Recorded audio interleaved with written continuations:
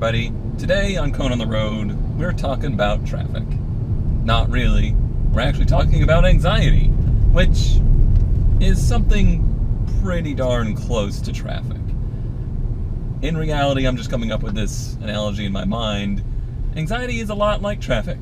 Sometimes it just kind of comes up out of nowhere. It makes you really mad and you don't know why. And other people are causing it and they don't even realize it. Wow. That was brilliant. So yeah, today I kind of want to talk about some things I've talked about a little bit here and there over the years. In fact, I kind of talked about it a little bit recently on a live stream, and it was just, it was kind of something we just kind of touched on in passing, really. It wasn't even a main topic of conversation, but I was talking about how in school, I sometimes, did I just say school? Weird. In a school. In school, I sometimes had trouble with focusing and you know, really being involved. And it wasn't necessarily because I was, you know, having some kind of attention deficit disorder. It wasn't because I was struggling to learn. I struggled with the environment. I struggled with the learning environment. Unfortunately, this is one of those things I didn't really know or understand until well into adulthood. But I realize now how much of what I struggled with then are still things that I struggle with today, but nobody around me seemed to understand. And maybe that's because of where I was, maybe that's because of the fact it was 1992 and people just didn't know. Like, people just didn't know the effects of these kinds of things for students. Maybe it's better today, I don't know. I don't have kids, I know people that do, and they're all outgoing little brats. Not to say all outgoing people are brats.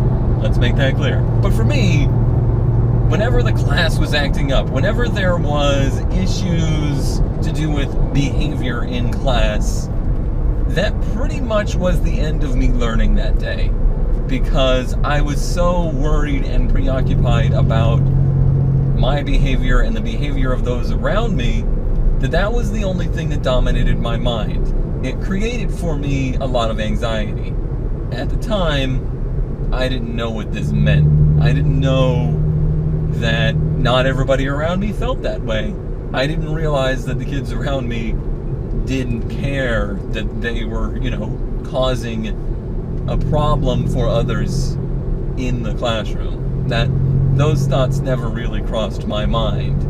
And that level of worry and way of thinking has stayed with me forever, and I highly doubt it will ever go away.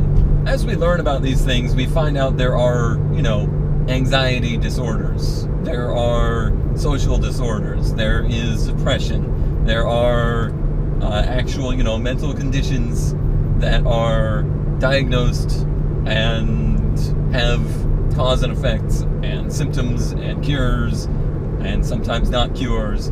These things are all real. For me, it's all on my own shoulders to figure that out, pretty much. And I think I've actually, you know, over the years, pretty well developed a toolkit to help me understand me. I am not now, and we never were, particularly well off as a family, and although proper health care was always provided, because obviously I've talked about it before, I was a pretty sickly kid, just as I am today. You know, all of that kind of stuff was handled, and my parents went through a lot to take care of me. But the mental side of things, I don't know, it's at least in my family and at least in my social group growing up, was always kind of a taboo thing. It wasn't something that people really talked about. And if they did talk about it, it was basically sarcastic remarks or almost satire, you know, that It's just, that's not a thing that normal people talk about, right? I don't hold any grudges or anything against anybody that I grew up with.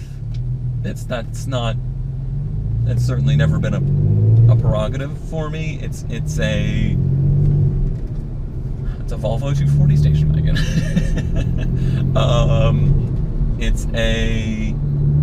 It's a learned thing. You can't fault someone for what they didn't know. You can't fault someone for doing things that they didn't realize they were doing. That doesn't mean that things can't change, and I feel that they have. I feel like for, some part, the people I surround myself with are different and more understanding with that kind of stuff. And slowly, the family around me has kind of opened up a little bit to that kind of stuff. There's still a lot of, eye-rolliness to it, but that is what it is. There's not a whole lot of good about growing up. There's not a lot of things I will list as like, this is so much better now that I'm an adult. But that's one of the things that is I have the power to shape the world around me a little bit. I don't have to, just deal with that's a sob wagon. It's wagon day. It's Swedish wagon day. I don't just have to deal with the effects of those, influences around me. I can have influence on my own life, which is good. The biggest thing for me, as I've found out, is anxiety. And it's an experience just that is so hard to explain to those that don't experience it. And I think the difference for me, or people kind of in my shoes, is that it's anxiety over things that normal, I want to say normal. Don't say normal, Cone. You already said it, but you're going to take it back. It's anxiety over things that, on average, people don't see as a reason to have anxiety. It's anxiety for things that people, on average, just don't think about, don't have experiences with. Like, oh, you're all tense and worried about this? Those kind of things. And one of the best conversations I've had was with a fellow internetman, Brian, and we were talking about it. And he was talking about how much he hates talking on the phone at work, how much he hates like answering the phone and that kind of things.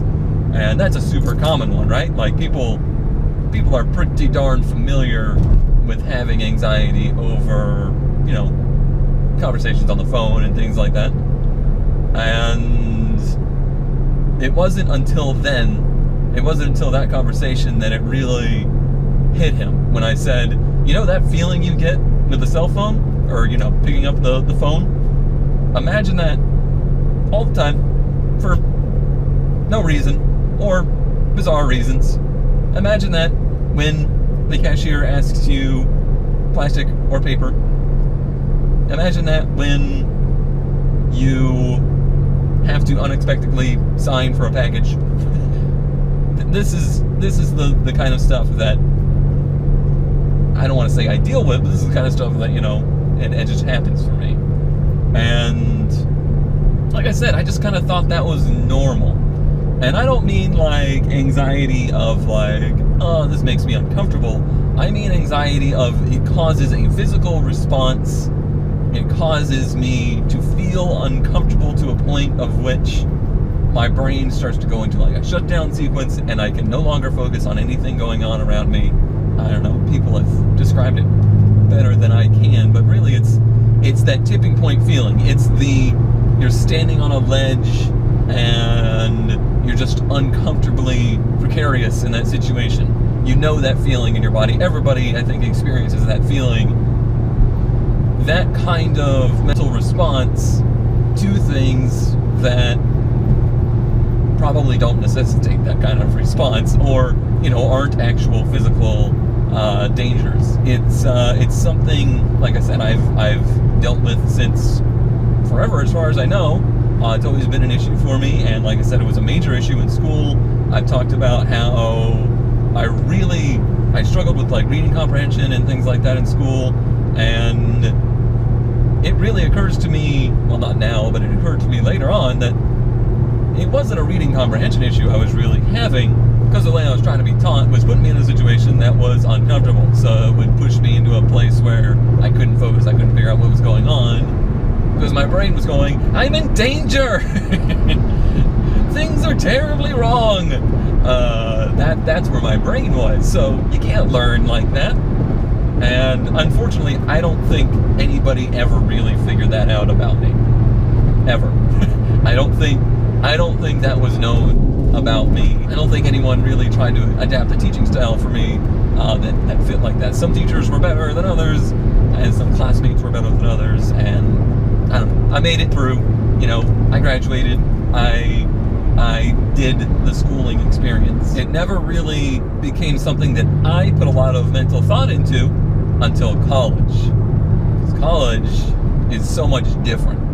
You're so much more on your own. You know, you're kind of left to figure things out for yourself. And as liberating as that is, as freeing as that is, I also wasn't going to college for me. That's something I've talked about also. I didn't go to college because I wanted to go to college. I went to college because that's what I was supposed to do. And I guess I obviously had never dealt with anything, really. I just never dealt with any of the anxiety that the school setting put me in. And then once I got to the college experience, it seemed to get so much worse. I think as I got older and as I learned more things, my brain learned new things to be freaked out about. The first day of class, or, you know, just any kind of change that would happen during school, it put me in a place where I couldn't learn. And there was things I needed help with. Like, I was pretty bad at math, all right? I'm not gonna lie. Pretty darn bad at math. And I needed help. I could never ask for help. And because it was college and you're on your own, there was no more, hey, this kid over here, he needs some help. Somebody help him. That's not the way it works in college. You gotta find your own damn help. You need help? No, you best learn how to figure it out on your own. That's part of the college experience. It's one of the things they're teaching. Yeah, I didn't do that. I just didn't. I just accepted that that's how I was, and I was on my own, and I had to figure it out. That's just how it was. And that caused an immense amount of stress on me, and just put me in a loop of just always feeling like a failure because I couldn't do on my own what needed to be done. And then, you know, that just kind of feeds back. That's a terrible feedback loop of, oh no, this is even worse. And now I'm nervous about, you know, just having to talk to classmates, or having to talk to a professor, or you know, having to deal with advisors or whatever they were called, which were always jerks. Why? Like, I swear, the credentials to be a college advisor is, are you a total jerk? Yes, you're hired. Because for somebody, I mean, this is from my perspective, they're probably very nice people and help tons of people. But for somebody like me, didn't work at all, because I was just like mortified the whole time. So every word that they said was just, you suck, you suck, you suck, you suck, you suck. I mean, it's coming up on 6 years, I believe, since I finally, I believe, took enough control of my life to pull myself away from that situation, because I was just never going to be happy with college. That was never something that was going to be a positive experience in my life. Beyond all the you know, tribulations I went through of, you know, trying to get into programs and stuff, getting denied, again, probably because I just, you know, refused help. I had to do it, you know, on my own. it just caused me a lot of grief that made me miserable. And during that time, I didn't really have anyone to turn to. I just kind of buried it. I buried all of the negativity of that era, and I just turned into a worker, if you will. I just turned into really somebody that just lived day to day. I went about my business, and I did what needed to be done day to day without ever really caring about what the future held. Somewhere in the last 10 years, I started to kind of take control of that stuff. I learned about other people that, felt the same way as me. That's the main reason that Kurt was, a really important figurehead for me. That was at a time that I was kind of at my lowest, and he was one of those people that made me realize, yes, some people are just like this, and they deal with it. They work around it, they work with it, and they move on to, lead successful lives. It always felt to me like once I figured out that I was that way, that I had issues with anxiety, it felt to me like, okay, so this is why I fail. And I used that as like, all right, well, I can't be like this and be successful, so I need to just not be like this. And it just doesn't work that way. So in the last 10 years, like I've been saying, it just kind of turned around for me into, all right, how can I still do things while being this way, basically? Like, this is just how I am. How do I not let it control me? And there's actually been some pretty darn high points. Like, getting to the point of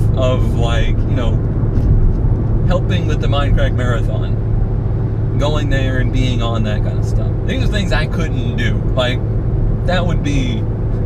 That's pure fantasy to me at some points in my life. So the fact that I was able to do things like that were real high points. For some reason, and reasons that I'm I understand, but I don't really know what to do about them. It's really been creeping back a lot lately. Why is there markers in the middle of the road? I don't think, it's not been a secret, and this is one of the weirdest things about all this, is it's not private anymore. It's not just me in my head. I never talk to my parents about this kind of stuff. I very, very rarely talk to friends about this kind of stuff. I lived two lives for decades. Like, there was public me, and then there was the real me inside of me. And the real me was never allowed in public. How I managed to do that, I don't know. It's probably why, there's a mosquito in the car with me. Florida! It's probably what, ate away at me so bad. And, by the time I was done with college, I was just kind of a wreck. I was just so torn up inside that I became a blob. I couldn't do anything. I couldn't, aspire to anything. And I feel so much now like I felt in college. And that feeling is terrifying, because I hated how I felt then. I hated constantly feeling nervous, worried, freaking out, and constantly feeling like a failure, feeling like I can't do anything because of the way that I'm being. And that's just get out of my face, mosquito. Out of my face. Get out of my face. I wonder how many car accidents are caused by mosquitoes in Florida every year. So yeah, those feelings returning have been terrifying. And it's also Like, there's the anxiety side of things, there's a depression side of things. I've never been one to be too strong about saying, you know, depression, I have depression, or things like that, because that's kind of, to me, a little bit of a separate thing, the more I understand about it, and the more I learn. So the depression, anxiety thing, I think some people have, you know, battles with depression, and certain things feed the depression. And then some people just have, you know, battles with depression, and it's the depression feeding itself. For me, anxiety is the food there. The more anxiety I experience, the more it feeds negative feelings. I don't know. I really don't know at this point what the deal is. I don't know what the answer is. I don't know a solution or necessarily the cause. But it seems like I had pushed myself too far in again. I was doing things that I intentionally knew caused me anxiety to try and excel myself. I again started to be not the person that I really am, because I get into this loop, I get into this rhythm where I say, the reason you're not successful is because you don't do things that cause you anxiety.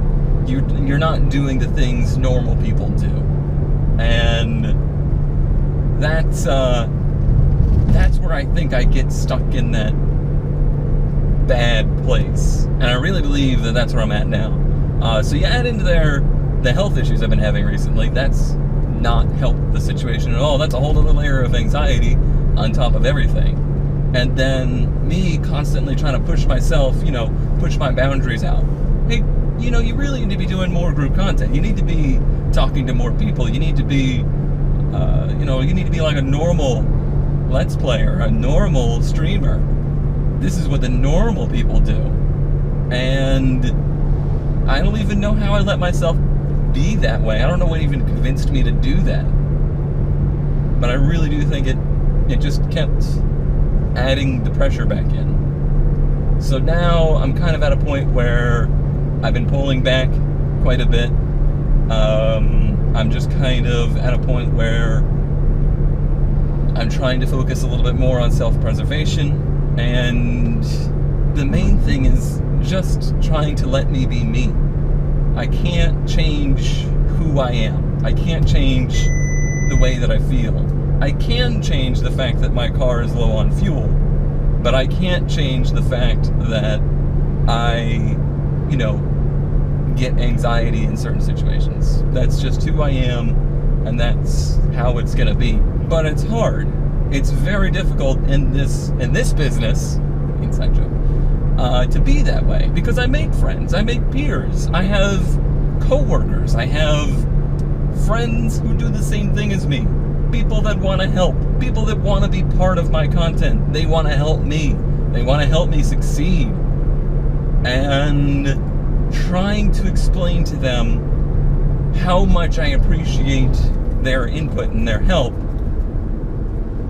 while also explaining how much it takes from me to do that stuff, is a very difficult task. And I then feedback loop again, because you know, I pull away from people like that to try and make myself feel better. I then convince myself, well, congrats. Now everyone hates you because you are, you know, abrasive, and you pull away from people, and you like show yourself in. They all think you're an asshole. And I have been feeling a lot of that recently. Like, that's just a feeling I cannot get out of my head lately, is all of these people around me, all of these people that I talk to, anytime I like collaborate with somebody and, you know, I'm introduced to a different audience, all I think is, all of these people hate you. What are you doing? These people don't know you. These people don't know why you're you, and all they're gonna do is resent you. And then I get some, you know, statistical evidence to support that as well, and statistical evidence or not, I'm only focusing on the negative there. Like, I'm only focusing on the things that are bad, none of the things that are like normal.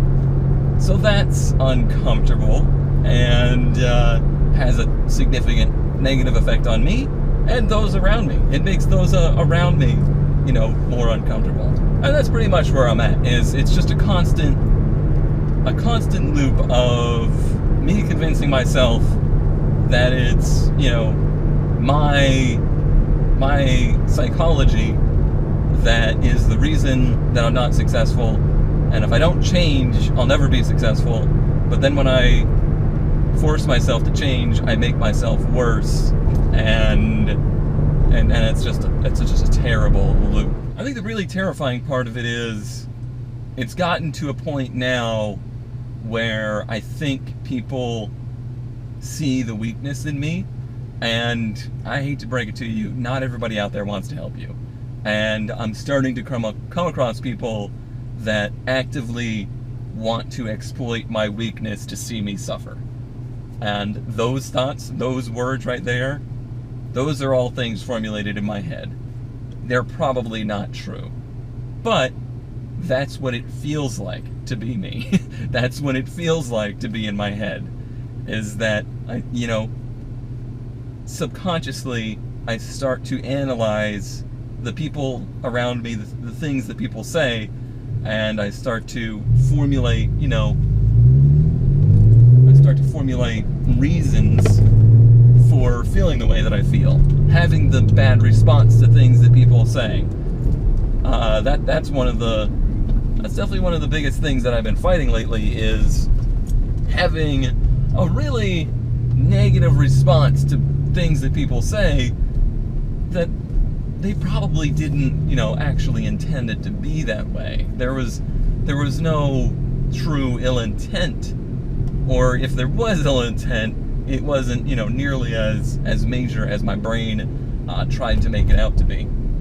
I have to take the GoPro off the windshield real quick, because that would freak me out to have the GoPro on the windshield while going through the drive-thru.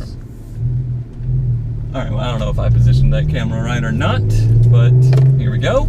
So here's the big problem currently, is that,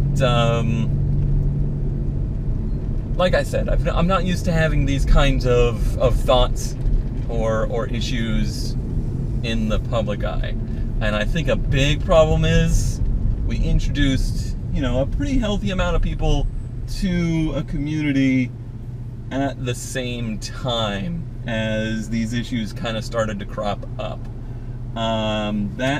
That is quite a problem indeed, because the newer people don't know me, and they don't know, how I think, and let's be honest, being a troll on the internet is really popular, and what they think is probably, harmless stuff is actually pretty dramatically negative for me, at least at this point.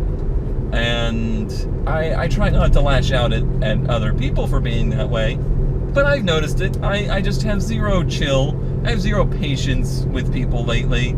And I probably have been taking things, that normally would just totally brush off of me, or even things I would typically find funny, that's just not very funny right now. Like, it's not good, and I definitely see myself kind of lashing out a little bit more than I'm used to, and I'm sure other people are used to me.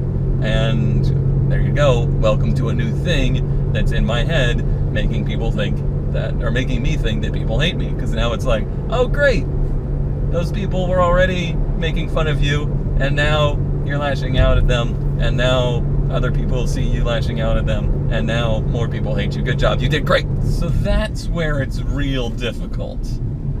It's not the people seeing it happen, it's the thought of people seeing it happen. It's the thought of people seeing you weak. It's the thought of people seeing you in a place where you're not proud of being who you are. That's the part where it gets hard, and it's become kind of overwhelming at times to be doing this kind of stuff, to be in a somewhat, a very small public eye, but people are seeing me, and it's definitely added a whole new layer of complexity to things that I was not prepared for. All of that said, I'm not looking for pity. I'm not looking for people to change how they are. I'm not looking for anyone to treat me any differently. All I'm saying is I've gotten myself back into as low now as I was when I started. And the only thing I can really hope for is that in that I'll find some inspiration to change, because it was that feeling of basically bottoming out before that got me to start doing the videos, that got me to start doing something new, something different, and kind of take charge and try to do something that made me feel better. That's where all this came from. So maybe something will come out of it now, At least I have to hope that's where it is. I don't feel like it's something that's going to pull me away from doing this. It's not like I'm just going to be like, new career time, bye. That's not how it's going to go down, I don't think. But it might just reshape the way that I kind of just have my persona out there. The thing I constantly tell myself and convince myself of is, if I can't do this being me, then I don't want to do this. And I wish I could just tattoo that to the inside of my eyelids, because too many times I've let myself convince myself to not be me so that I could do this. I've let myself do things that myself didn't want to do just to try and do better. Gotta stop that. I don't think I'll ever stop that. I think that's forever going to be part of me. Another problem for me is that one of the tools that I use to help pick me up is to be aspiring and trying new things. Attempting a different style of video, attempting a new kind of live stream, changing the schedule, attempting to make a whole different kind of media, trying a different car project, trying to buy a ramp truck, trying to find a place to live. These are all tools to me to inspire me, to distract me. The number one thing is distraction. I'm just trying to overwhelm my brain with other activities so that my brain can't worry about anything else. And that in itself, I think, is a problem. It's something that causes me even more grief, because then I try these new things, I aspire for new things, and I fall short of those things, and I get upset. So, what has typically worked for me as a good tool of distraction, I think was also a good tool for destruction. I still want to always be trying new things. When I have an idea, I want to pursue it. When I have an inspiration, I want to let it lead me. But just searching for things to do to distract me is an unhealthy tactic. So instead of just constantly looking for the next thing, I'm kind of trying to back myself down to staying true to what it is I'm doing and what it is I've always wanted to do. Unfortunately, part of that is pulling away a little bit from striving for success with YouTube. I definitely think after 6 years, the never-ending pressure there to try to make that work, to try to work something out on the YouTube medium has just worn on me.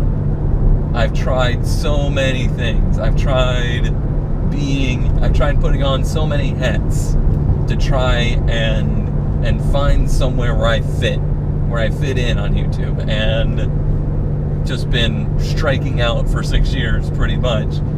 And it's time to look elsewhere for areas to thrive for now. If another thing comes along and I'm like, this might be worth trying, I'm not going to stop myself from trying something on YouTube. It's still a goal of mine. That's never going to go away. I love video media. I love making videos. I love editing videos. I love recording videos. But unless something, new or fresh or interesting comes along in my mind, it's time to stop trying to basically force that to happen, I think. It's a sad thought, really. It is kind of a sad thought for me because, like I said, it's something that I love. It's what I started with. It's what I'm doing right now. It's what got me out of the lowest point. So I think it became one of those cases where what I thought was like digging myself out of the hole was actually throwing the dirt onto the sides of the hole, and it was falling back down to the bottom. And that was just a vicious cycle. When it comes to anxiety, there's a lot that I have to say. I've definitely not said everything I had to say today. I've not told, individual stories of incidents that I've had. I would love to do, like, Chronicles of Cone's Anxiety Freakouts. That would be fun. It would be sad, but it would be fun. But that's kind of not where I'm at today. And this might be a continued thing. This might be next month. Anxiety, Part 2. But today's word vomit is just kind of an introduction into how I am and why I am that way. And I don't know, it's more an explanation to me. The people that really need to see this kind of thing to understand me don't watch this. So it's probably not helping anything. And I don't record this and make this to try to teach anybody to be better, to treat me better. I make this and I try to explain this to help people understand why I am the way that I am, and why others that are probably like me are the way that they are. And for me personally, it's a little bit of an anecdote from the past. Like, in the future, hopefully I can be like, I remember where I was then. I stated where I was then. How is it different now? Alright, food consumed, hard transition into patron AMA. I'm gonna do it while sitting here because they're on my phone. Weatherman, when you're out driving, what is your biggest pet peeve about other drivers? Probably, I want to say tailgaters, just because tailgaters freak me out more than anything else. I just don't like people being that close to me in real life or behind me in a car. Flavors, if you could wear a single brand type of shoe, what would it be? Well, if you could only wear. I don't really have any preference. I haven't bought a pair of shoes in years. Simon, if you have an 8-hour drive to do and you only play one album the entire trip, what would it be? Name the artist and album name. 8-hour trip. Well, there isn't 8-hour albums out there. So you'd have to listen to it like 8 times. Which is fine by me, because I do a lot of silent driving too. Especially with a car with an exhaust. I just cruising along, listen to the exhaust, waiting to hear something go wrong. I think it would have to be something with a lot of ambiance, rather than something with like great lyrics or a great album. Like, you might think a pick of mine would be like a Soundgarden album or a Hurt album, but I think I'd go for something more like the electronica music that I like. So like a Glitch Mob album or something like that, because sure, it'd be, listening to the same album 6, 7 times, but you'd also, it's less like, oh, I remember this song. It's more of, their music is so much more of like a feeling while you listen to it kind of thing. So, I can't remember, what's the name of the first album? Something with a C. Alone at Sea? No. Hurt the Sea? Maybe. It's probably on my phone. Drink the Sea. Drink the Sea. There's my pick. Back to Discord.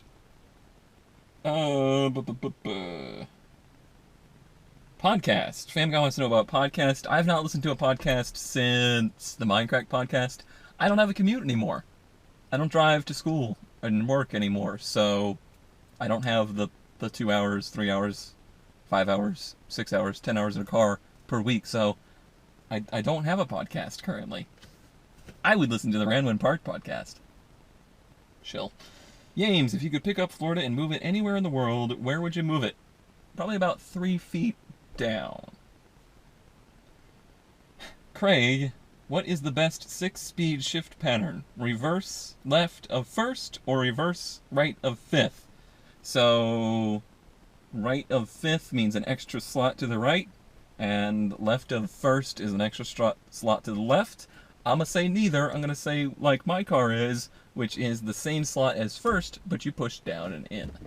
Cinnabon, what's your go-to snack food? Original goldfish. They're not cheddar. If you think they're cheddar, then you're wrong. Original goldfish, no cheese. Hooja Man, what are some gyms? What are some lesser-known racetracks you've always wanted to visit? Lesser known. Probably Carolina Motorsports Park. I modeled that track for NASCAR 2003. It's one of the best, like, satellite built representations of a track, of like a real world track I ever did. I would love to go there and see it in person. Well, Star, if you could do an engine swap and an engine into any car, what would the car be and the engine be? I'm not a big engine swap fan to begin with. However, hear me out. This is wild. What if you put a VR6 from this into a second gen MR2? Just saying. VR6 MR2. Magnet, you suddenly found yourself with all the necessary means to become a full-time race car driver, with all the choice of branches of motorsport available to you. Which types of motorsport would you want to be in? Probably like touring car racing or entry-level GT. Not like GT3, but like your GT4 and lower kind of series. At my age and at my skill level currently, probably like vintage racing or something that's non-competitive, because at 32 heading on 45, I am not prepared to be a professional competitive race car driver. Apex wants to know if I speak with an accent off camera, because I've talked about in the past how Southern Cone, when I talk like this, it's less impactful to my voice, because Southern Cone's it's a really smooth voice. It doesn't have the sharp sounds like regular voice. However, that's not true. It's not true that I speak like that any other time. I just don't speak when I'm not on camera.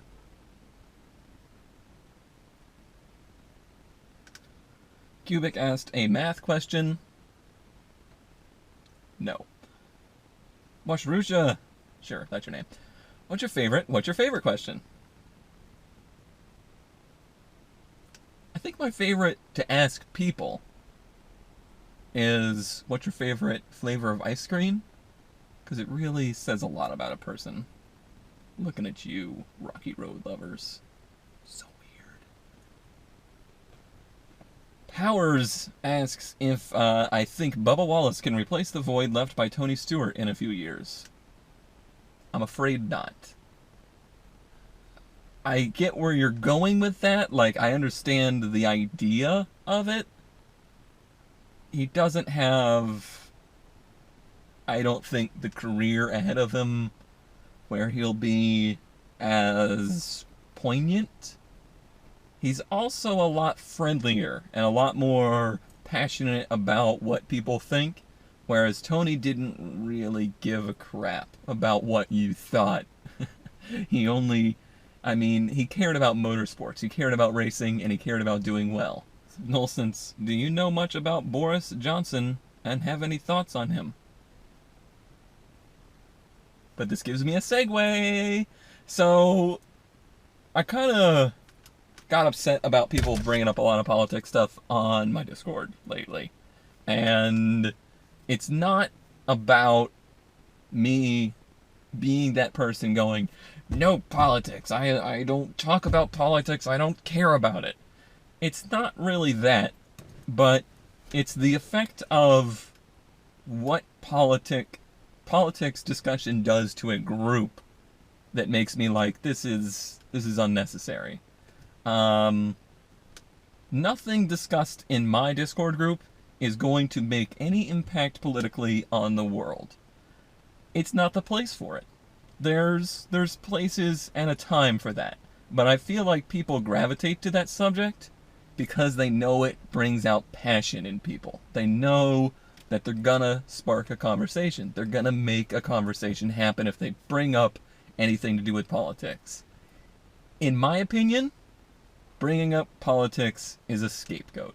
It's a easy conversation starter for those that have nothing else to talk about. We talk about a lot of random crap as a group, and I love that about us. We talk a lot about introspective stuff. We talk a lot about car stuff. What I love is conversations that come out of nowhere, but they're things that are really important to us, we deeply care about, we're highly vested in, and we're not just talking about them for the sake of having a conversation. That's what I really love. Political conversations are not usually that. It's a, hey, look at this headline. What do you think about this? Not that I don't care about that. It's just that's not what we're here to talk about. We're not bringing that up because it's something that we're all like, oh yes, let's talk about this. This is why we are, here to have a conversation. That's why we were all brought together. It's a forced conversation, to me anyway. Well, at some point there, the GoPro turned off. I don't really know when it was. I hope it was right in the middle of the political question, because that would have been hilarious. But no, I think that's probably going to do it for this Cone on the Road. I really wish I could better illustrate my thoughts on the anxiety topic.